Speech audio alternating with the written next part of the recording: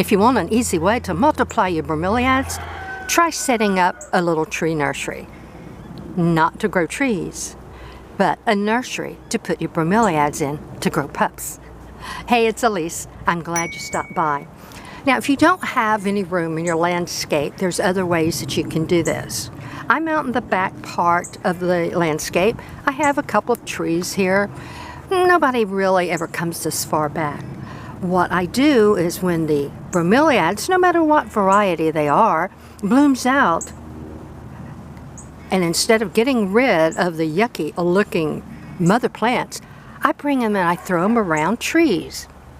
If I don't have a tree available, I throw them up against a house, the back of the house, the back of the fences, anywhere that you can put them to where they're not aesthetically unpleasing.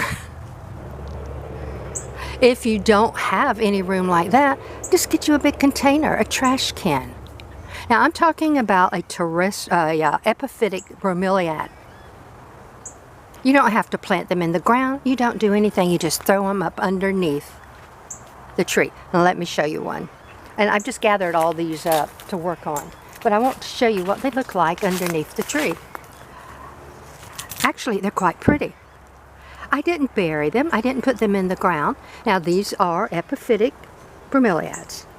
They can be grown terrestrial bromeliads, and they can be grown in rock gardens. They can be grown in pots, in the ground, in containers, in the trees, anywhere. And again, I didn't plant these. I just came in and threw them down.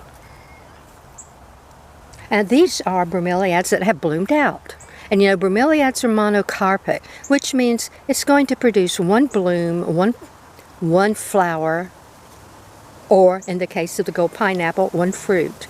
And then the mother plant eventually dies back. But while she's dying back, she can put out pups for you. So where some people go in and you get a bromeliad, it's finished blooming, they toss it. Well, don't toss it. Well, toss it, but toss it up under a tree.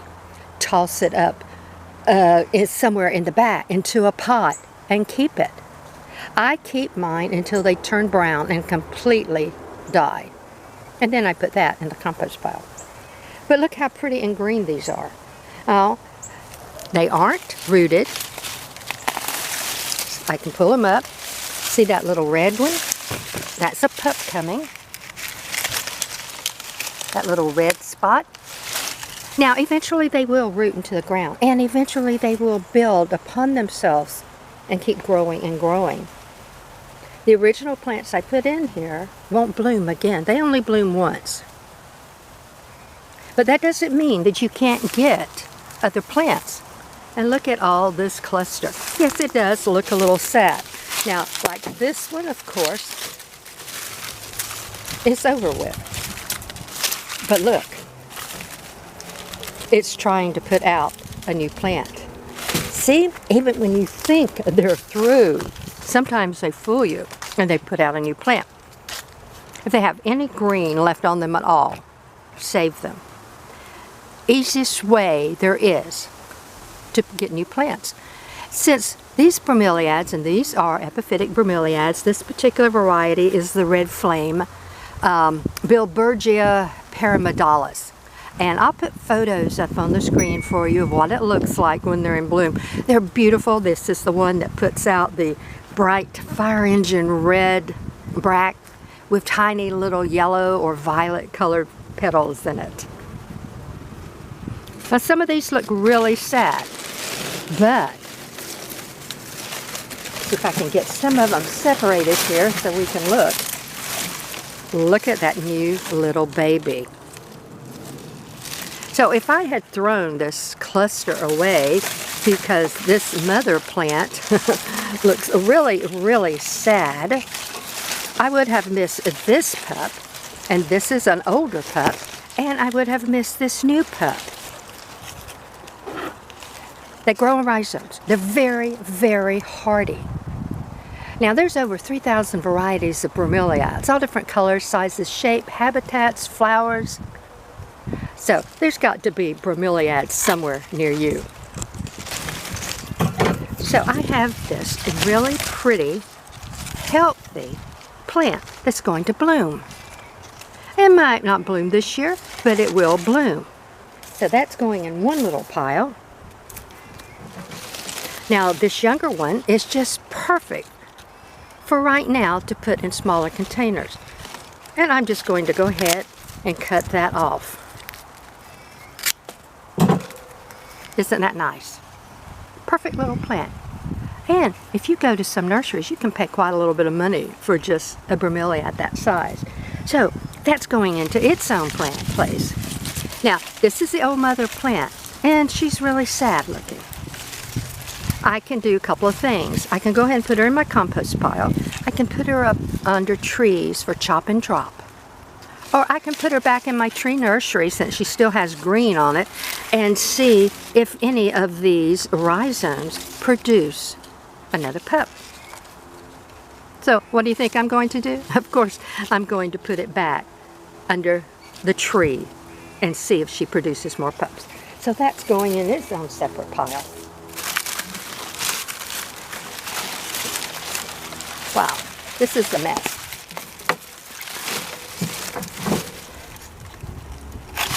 Okay, this is the old mother plant. Now, I'm pretty sure she's not going to do anything else. So this can go into my compost pile. Or I can put it up underneath trees to use as a chop and drop. Not necessarily for nutrition, but as a habitat for insects. And it might have a little nutrition left in it. That goes into their pile. Look at the size of these mother bromeliads. Now, I am definitely keeping these. Excuse me. A little sneeze there. Look at the size of that mother bromeliad. Definitely putting that back underneath the tree nursery.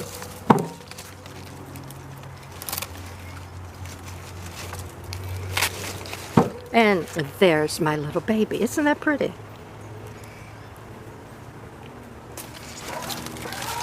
Really nice. Chances are I'm going to get some more pups off of this. Ah, look at this one. So you never know for sure what you're going to get. It's kind of like a treasure hunt or an adventure game.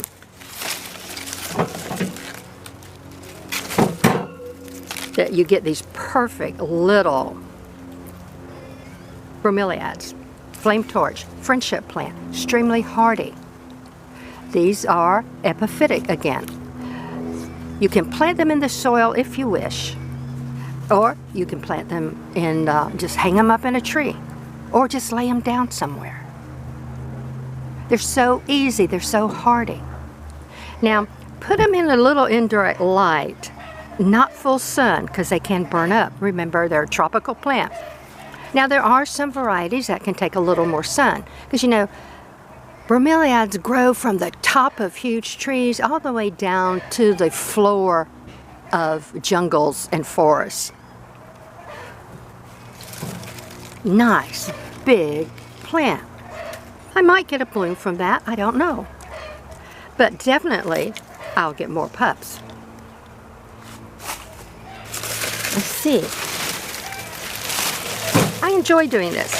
This is something that the kids might enjoy too. Look at that one. Really neat. And this is something you don't have to do all the time. I come out maybe once a year and go through them.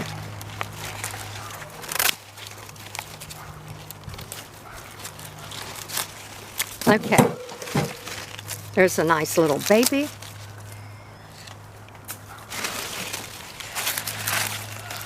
I left the rhizome on here so that this plant, if it wishes, can go ahead and produce more pups.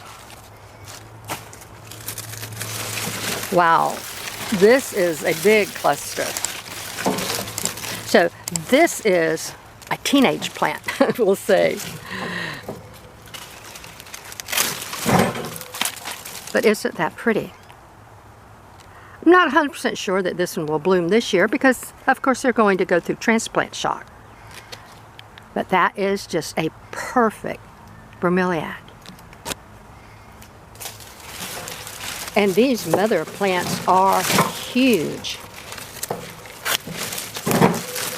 Okay, so this one I know has already bloomed because obviously it has a dead head on it. But I'm not going to get rid of it. This will go back underneath the tree, and almost 100% sure it's going to produce some more pups. Nice, healthy looking bromeliad.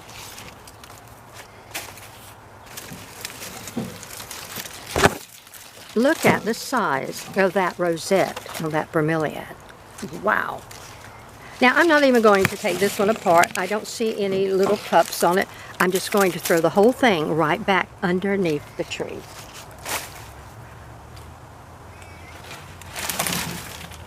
Just a couple more. Wow, look at that, big one. Okay. Now this has already bloomed, or that might have fallen in. See, I'm not sure. That's okay. These are so hardy. But look at the size of that. I could go ahead and plant this out and try to see if it will bloom. Or I can just put them up under the tree. Nice. And bromeliads lend themselves to so many ways to plant them. That's going back underneath the tree. Here's a baby.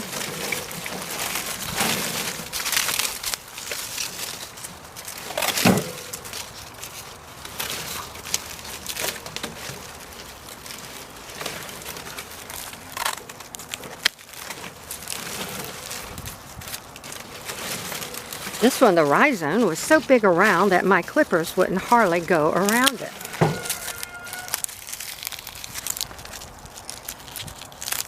Cut that old rhizome off, and you have this perfect little baby. Nice.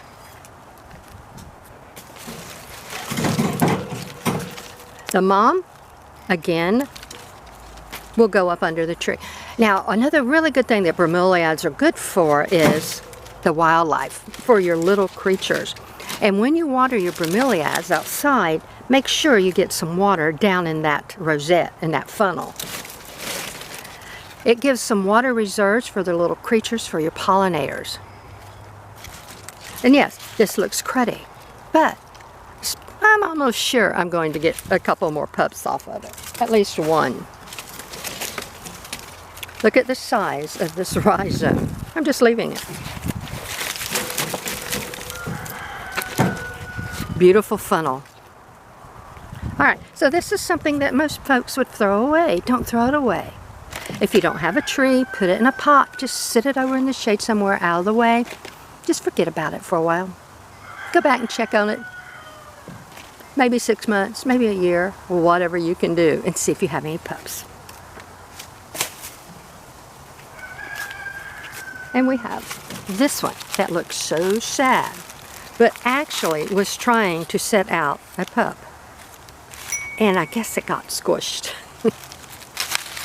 So this can go in the compost pile. It can go up underneath the trees for chop and drop, or it can go up under the trees to make habitats for your insects. Nice. All right.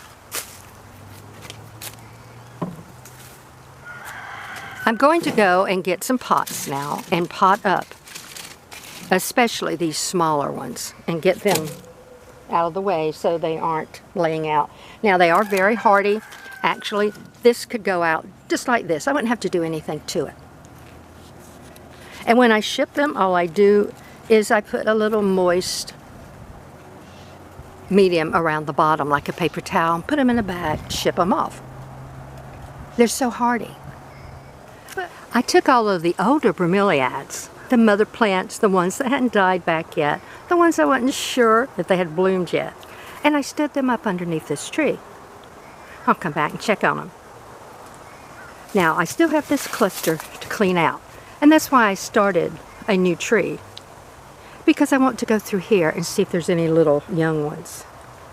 But that's how easy it is. I just stood them up. They aren't planted in the ground, they're just stood up. against the tree, they'll be fine. Again, if you don't have a tree, use a pot, use a trash can, use a bucket.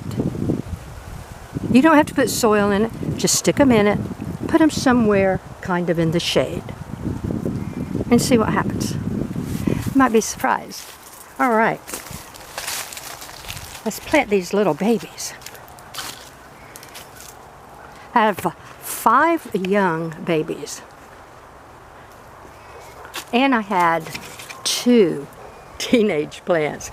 Now these are going up front because I have a display of bromeliads, and I'll just tuck these in the display.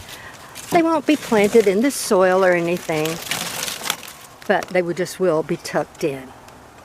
Nice. All right, these young ones I'm going to go ahead and put in a pot. When they get a little older, I can decide then what I want to do with them. And this is 2-gallon pot, all-purpose, well-draining soil. And that's all you have to do. Stick them in. Since they are epiphytic, they really don't need the soil except to hold them up straight. They're going to take their nutrients from the air, from the trees they're under. And they could take a little nutrients from the soil. But mostly you just need the soil to hold them upright. And even on these young ones, if you wanted to, you could just put them in a pot. But I'm going to put them in some soil because I want them to grow pretty. I don't want them to grow lopsided as much as possible. Of course, that's my plan, and like I said before, Mother Nature's sitting over there laughing at my plants. This plant is going to do exactly what it wants to do. So, there's my little 5 pups. They're going to go into indirect light, not full sun. I can use these for trade, for barter. I can sell them if I wish. If you know of or have access to a farmer's market, these are great plants because they are so hardy, so easy to grow, disease, pest resistant. And I don't know if you noticed, even though all those had been up underneath a tree, there wasn't any bug bites. I'm not saying you won't get any bug bites, but they're very hardy, healthy. Bromeliads are a fantastic plant to add to any landscape. If you live in an area that's too cool for them, grow them as house plants. Grow them on your balcony, your patio, your porches, the front doorsteps. Again, you don't want burning hot sun unless you happen to have a variety that likes it a little hotter. Most bromeliads, not all because there's always exceptions, do not want to sit with their feet wet for any length of time. Most bromeliads, again, but there are exceptions, like to be watered from the top to emulate rain showers. Great for the wildlife, great for us. Till we meet again, have a fantastic day.